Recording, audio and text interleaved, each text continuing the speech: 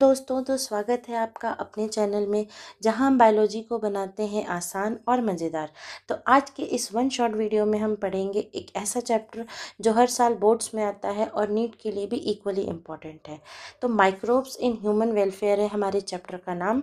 तो तैयार हो जाइए ऐसी दुनिया में झांकने के लिए जहाँ छोटे छोटे जीव हमारे लिए बड़े बड़े काम करते हैं। तो क्या आप जानते हैं, एक कप दही बनाने में या एक कप दवा बनाने में और यहाँ तक कि गंदे पानी को साफ करने में भी माइक्रोब्स हीरो जैसे साबित होते हैं। तो चलिए, कैसे ये न नज़र आने वाले टाइनी टाइटन्स हमारी ज़िंदगी के हर कोने में मौजूद हैं। तो इनका एक छोटा सा इंट्रोडक्शन ले लिया जाए। तो माइक्रो ऑर्गेनिजम्स क्या होते हैं? तो माइक्रो ऑर्गेनिजम्स एक ऐसे माइक्रोब्स हैं जो क्या होते हैं, हमें कभी भी नेकेड आई से दिखाई नहीं देती, यानी ये बहुत सूक्ष्म होते हैं। तो इनका एग्जाम्पल क्या क्या है? Bacteria, fungi, protozoa, viruses, viroids and prions. ठीक है। तो अब देखते हैं ये हमारे लिए कैसे कैसे काम करते हैं हर एक सेक्टर में, जैसे कि food industry, medicine, agriculture and environment. तो सबसे पहले हम देखेंगे कि माइक्रो ऑर्गेनिजम्स और माइक्रोब्स हमारे लिए हाउस होल्ड प्रोडक्ट्स को बनाने में कैसे यूज़फुल होते हैं। तो सबसे पहला एग्जांपल है हमारा लैब, LAB, जिसे हम क्या कहते हैं, लैक्टिक एसिड बैक्टीरिया, जिसका एग्जाम्पल क्या है, लैक्टोबैसिलस। लैक्टोबैसिलस क्या करता है, मिल्क को किस में कन्वर्ट कर देता है, कर्ड में। ठीक है, मिल्क को किस में कन्वर्ट कर देता है, कर्ड में।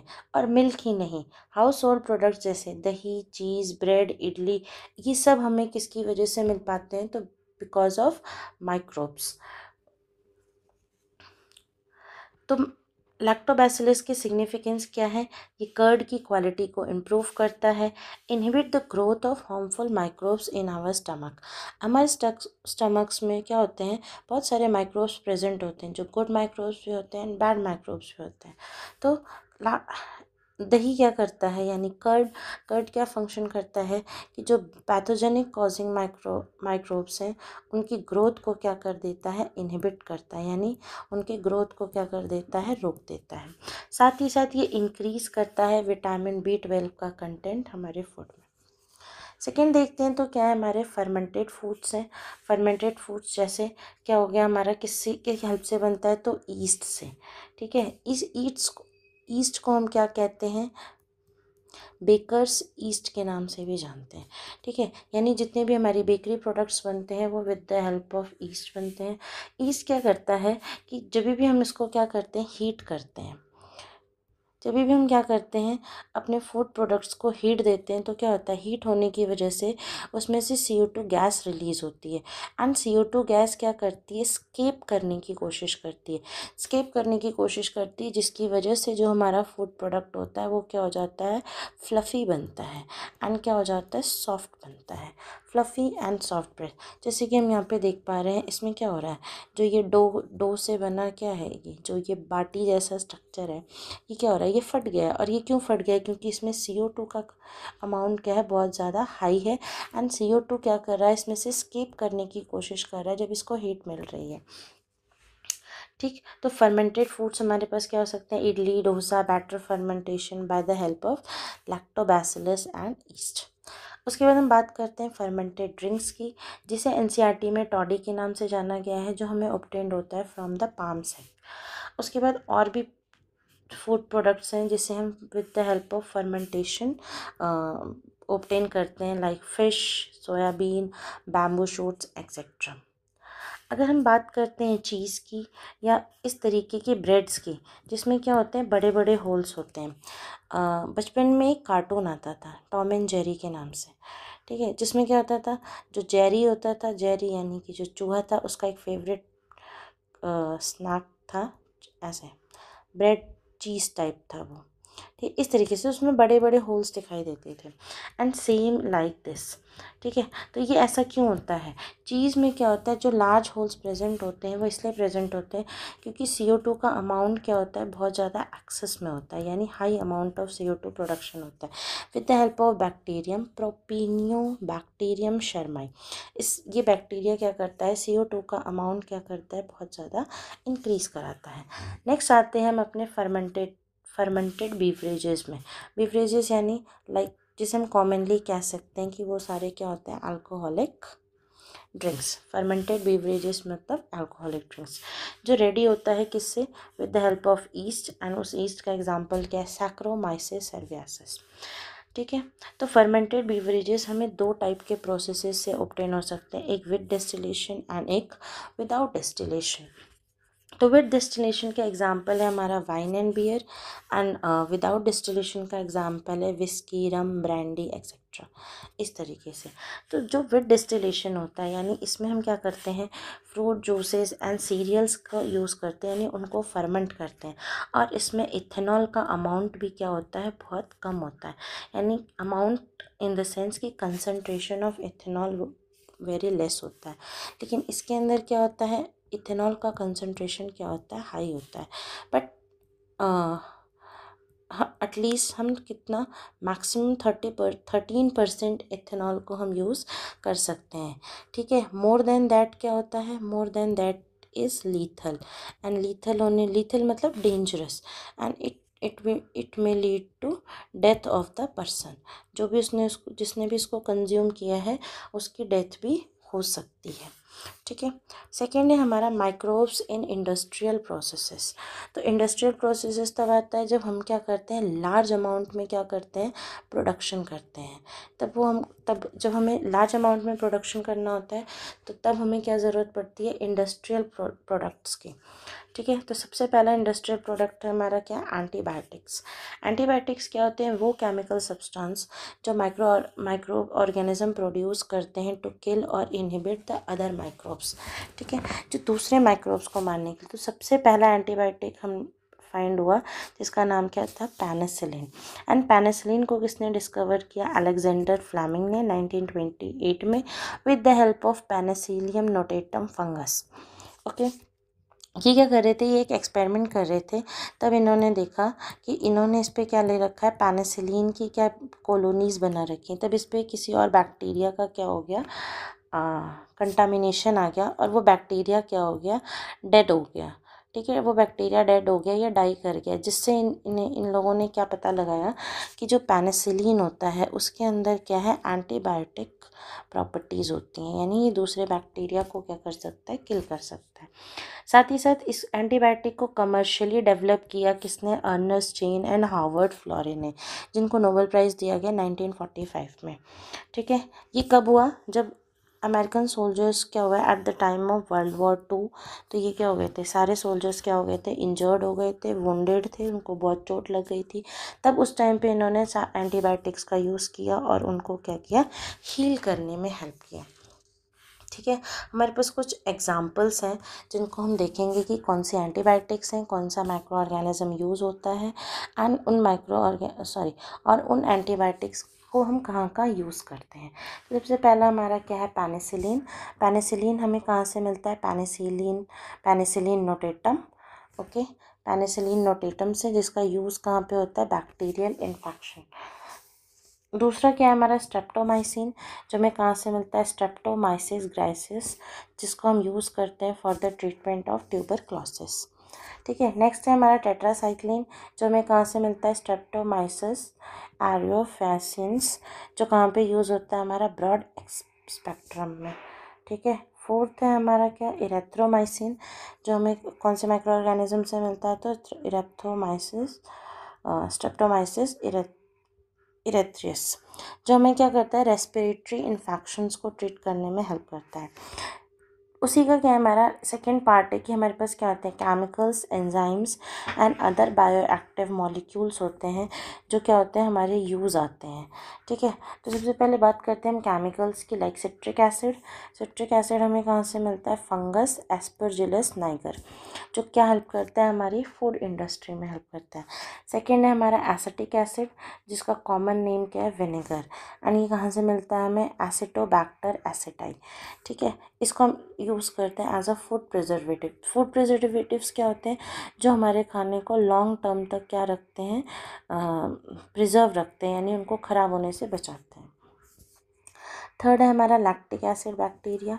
ठीक है। लैक्टिक एसिड जो कौन से बैक्टीरिया से प्रोड्यूस होता है, लैक्टोबैसिलस, एंड ये कहाँ पे यूज़ होता है, फूड एंड फार्मा इंडस्ट्री में, ठीक है। उसके बाद आते हैं हमारे एंजाइम्स। हम एंजाइम्स को कैसे पहचानते हैं कि ये एंजाइम्स है, जिसके लास्ट में एज लिखा होता है वो सारे क्या होते हैं, हमारे एंजाइम्स होते हैं।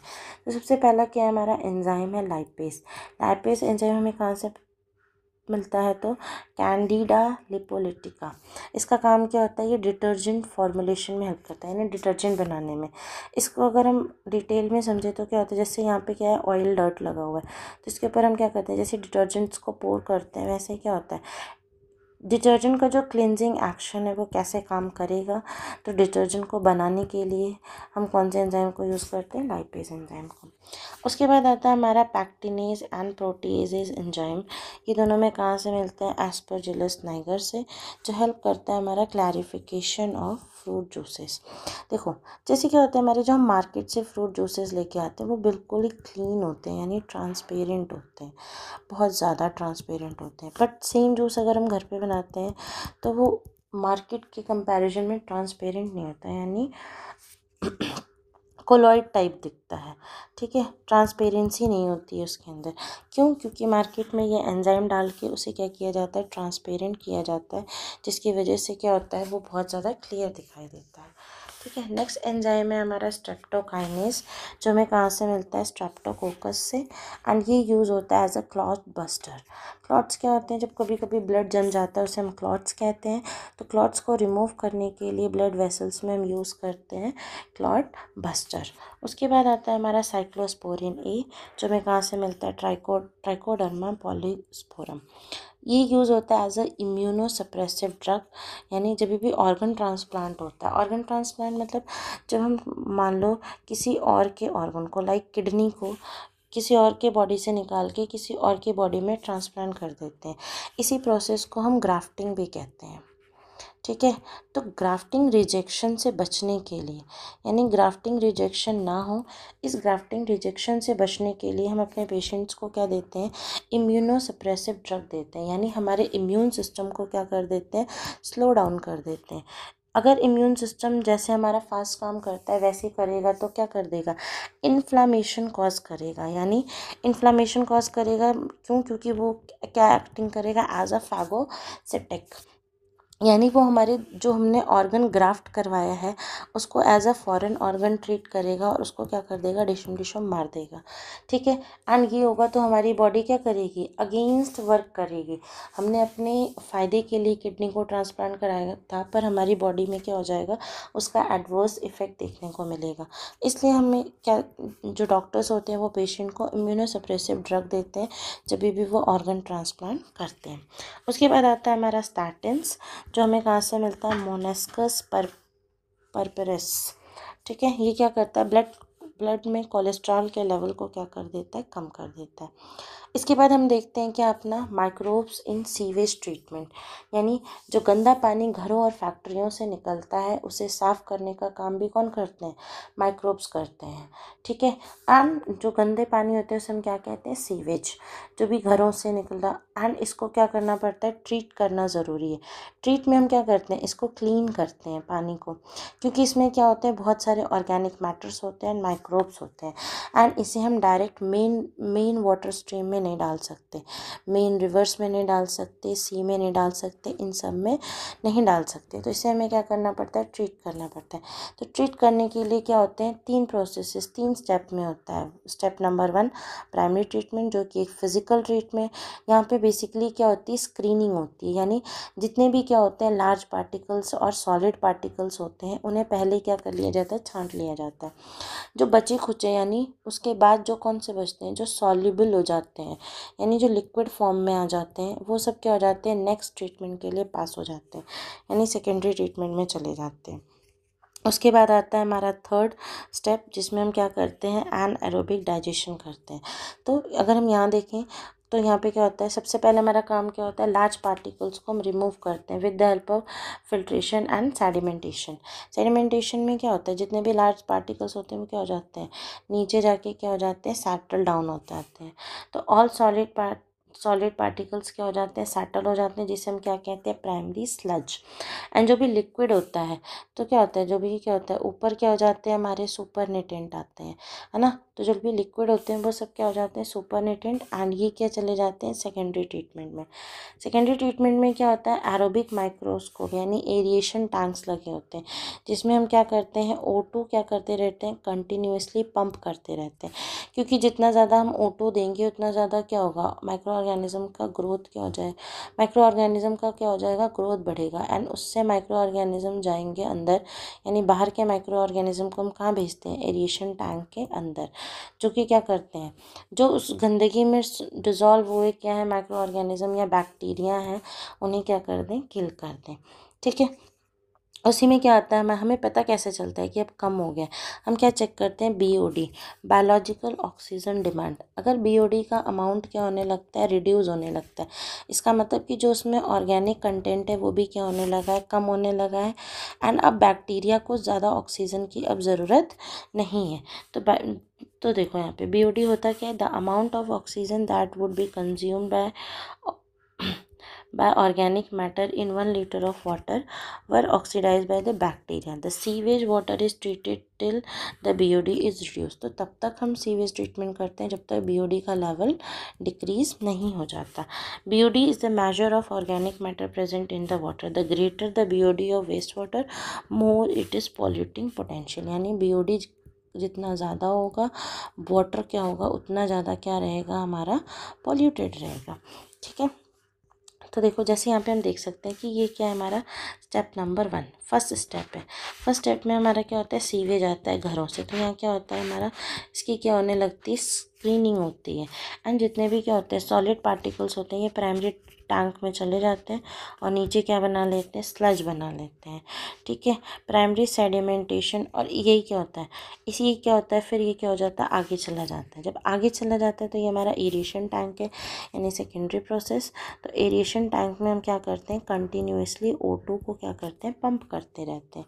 जब इसमें O2 पंप हो जाता है, O2 पंप होने के बाद हमारा कहाँ चला जाता है, फाइनल सेडिमेंटेशन टैंक में, जिसे हम एनारोबिक डाइजेस्टर भी बोलते हैं।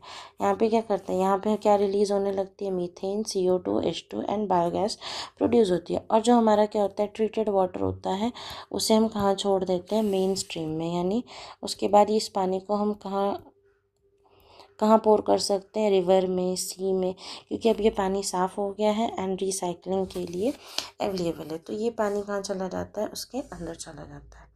ठीक है, इसके बाद हम बात करते हैं किसकी, पॉइंट नंबर 4, जो कि है क्या, हमारा microbes in production of biogas. ठीक है, तो देखो बायोगैस के यूजेस क्या हैं। तो बायोगैस क्या होती है कि ये हमारे खाना बनाने, लाइट जलाने, एंड क्या होती है, हमारी यूज़ एज अ फ्यूल भी यूज़ आती है। एंड जो इसके बाद जो बचा कुचा स्लरी होता है, जो बायोगैस में बच जाता है, उसे हम क्या कर लेते हैं, यूज़ करते हैं एज मैन्योर यूज़ करते हैं, यानी अपनी सॉइल्स में डाल देते हैं।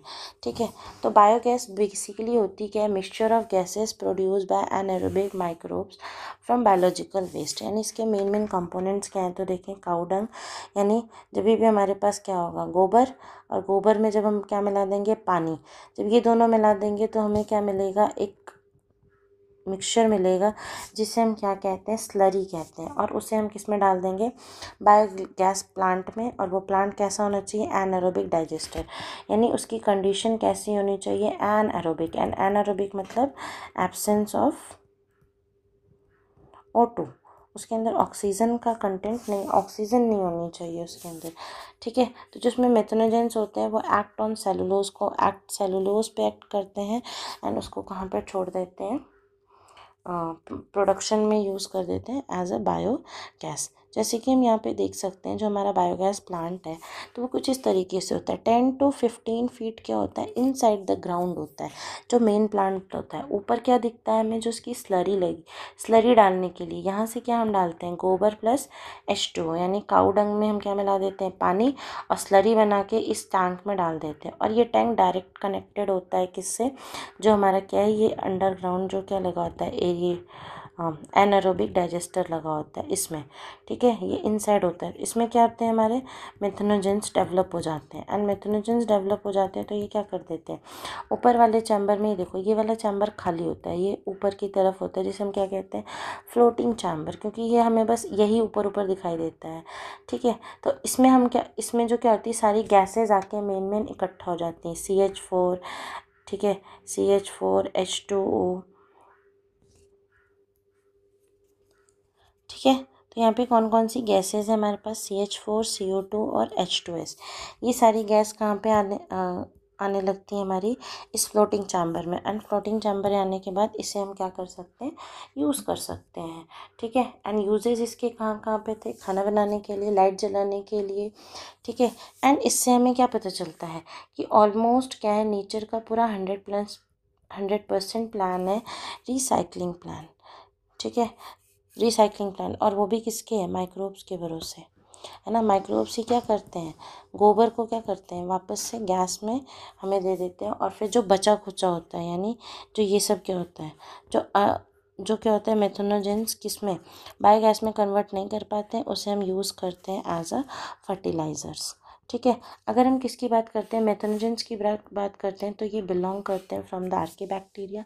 एंड कहाँ पाए जाते हैं, मेनली मार्शी एरियाज़ में, गट ऑफ रूमिनेंट्स, ठीक है। तो जितने भी क्या होते हैं, हमारे काऊ होते हैं, बफलो होते हैं, ये लोग जितने भी लोग होते हैं, ये लोग क्या करते हैं, जब खाना खाते हैं तो कभी भी देखा होगा बहुत जल्दी जल्दी खाना खाते हैं, ठीक है। और ये सारा का सारा खाना अपने कहाँ पे, स्टमक में स्टोर कर लेते हैं। और जब चुपचाप बैठे होते हैं तो वापस से अपने खाने को अपने मुंह में लेके आते हैं। एंड वापस से क्या करते हैं, जिसे हम शुद्ध हिंदी में क्या कहते हैं, जुगाली करना, चुगली नहीं, जुगाली करना, ठीक है। हाँ, तो हमारे पास क्या है, कुछ बायोगैस प्लांट्स हैं, जो दो हैं, KVIC एंड IARI इंडिया में, ठीक है, khadi village industrial commission and Indian agriculture research institute. ये दोनों क्या है, हमारे बायोगैस प्लांट हैं।